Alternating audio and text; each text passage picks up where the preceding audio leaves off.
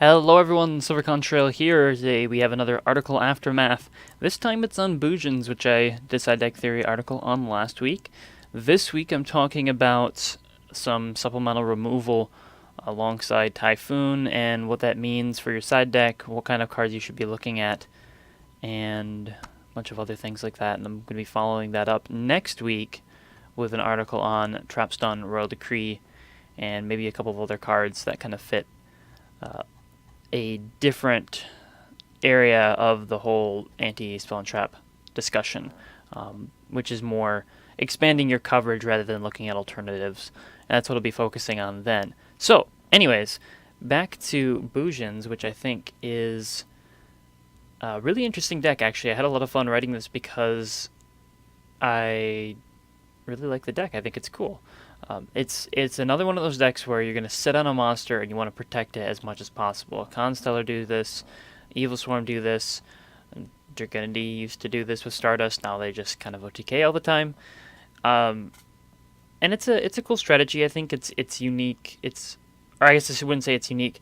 But what Yamato brings to the table is very different than what I think something like Pleiades or Ophion or even Stardust Dragon does, and that's a lot of search power. It actually reminds me a lot of Dragonity Night Guy Darg, in that it does have that once per turn you can search something from your deck and then you've got to discard something.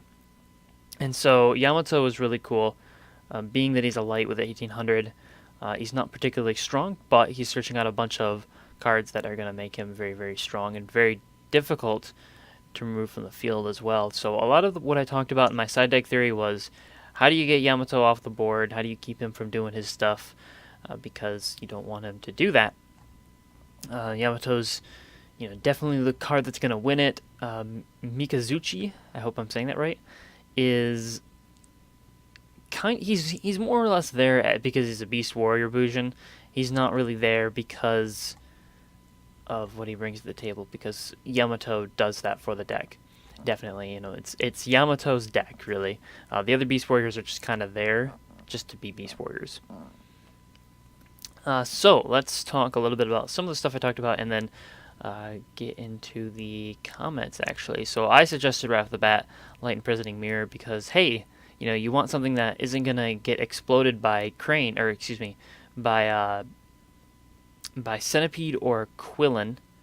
Hopefully I'm saying that right as well. And that's really important, I think, is getting around Quillen and Centipede. Imprisoning Mirror does that, and you can flip a mistake and you'll be fine until they crane it or they hit it with Centipede. And the key usually being that if you do flip the mistake, they're probably not going to be able to search out those cards, but they already have them in the graveyard. You might be in for a bit of a surprise. You flip that and they'll go, oh, well, okay, let me just banish this card and pop your card, and then you'll be like, whoa, why didn't I play Light Imprisoning Mirror? So a lot of people did suggest Mistake, and I'm trying to remember if I mentioned it or not. Mistake. Yeah, I did mention it at the very, very, very, very end. Not really calling it a side deck card, although it's definitely good. I still like Light Imprisoning Mirror more. Maybe that's just me, but Mistake's definitely a good card, so hey, there's that. The other thing, someone suggested Chaos Trap Hole. That's a lot of life points, honestly. You could almost look at running something like Horn of Heaven instead. I mean, you got a Tributa monster, but there's a lot of cards that are easy to pay for that. And actually, there was a Bujin deck that recently topped that was running Black Horn of Heaven. That was pretty cool. I like that a lot as a tech. I didn't mention DNA Surgery. I actually thought about it, and then I just completely forgot to write about it, which would not be the first time that I've done that. DNA Surgery, and I think I mentioned Zombie World at the very end, as long as you're changing the type of those Beast Warriors to something else, and you definitely don't want to declare Beast Warrior, then they're not going to be able to do a whole lot against you. And this is a kind of cool thing. You can call, I don't know, you can call spellcasters if you're playing spell books or something. And what this prevents it from doing is a lot of the Bujingi? I'm not really sure. The non Beast Warrior guys. It prevents them from being able to use their effects, because a lot of them do require a face-up Beast Warrior Bujin. So if you don't have one because DNA Surgery has turned them all into something else, or Zombie World has turned them into zombies, you're going to be in trouble. And I think that's pretty cool. Pretty cool little extra piece of tech. And DNA Surgery is good against spellbooks anyways. The one thing I did kind of suggest Zombie World, because I think one of the reasons I suggested Zombie World, I suggested Zombie World was because it does take out their field spells that they're running, and sometimes you see Bujin players using Black Garden, sometimes you see them using Kaiser Coliseum, and having that extra out to those two cards is pretty handy. So that's nice. And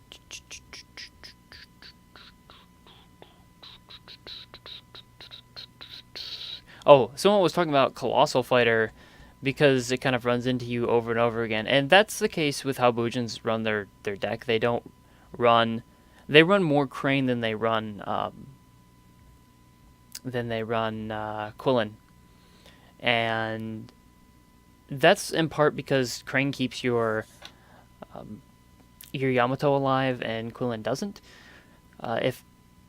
This is a great example of why, I talked about earlier, there being this Bujin deck that was running triple Black Horn of Heaven.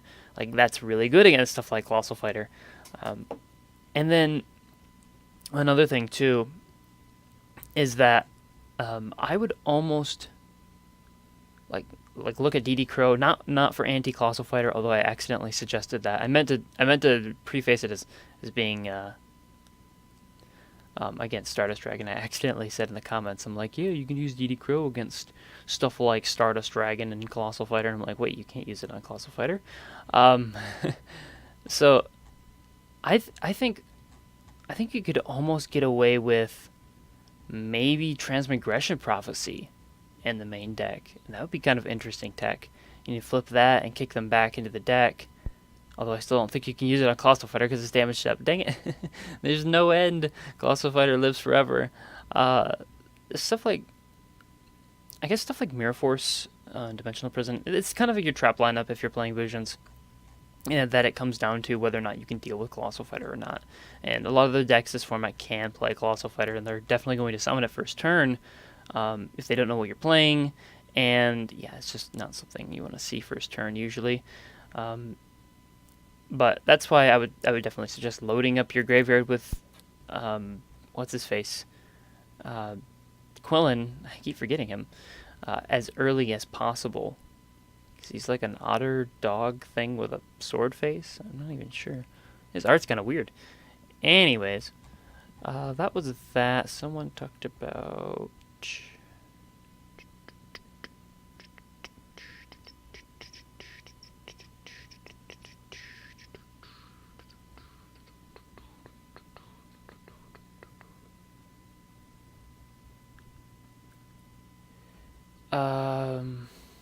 yeah, more talking about Mistake and things.